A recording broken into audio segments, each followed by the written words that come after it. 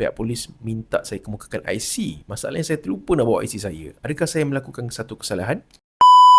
Andai kata satu hari saya bersia-sia di taman, kemudian saya ditahan oleh pihak polis dan pihak polis minta saya kemukakan IC. Masalahnya saya terlupa nak bawa IC saya. Adakah saya melakukan satu kesalahan?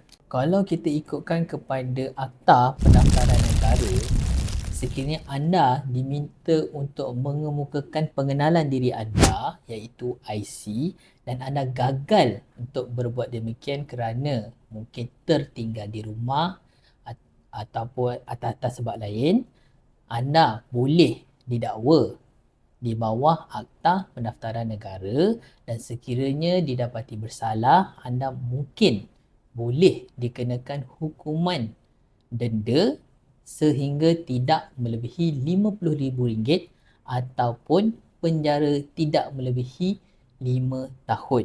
No way. No way.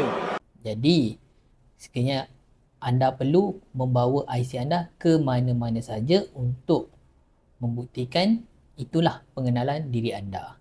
Sekiranya anda suka dengan video ini, sila like, follow, komen dan share dan beritahu kami apakah topik yang anda inginkan kami kupas dalam video seterusnya.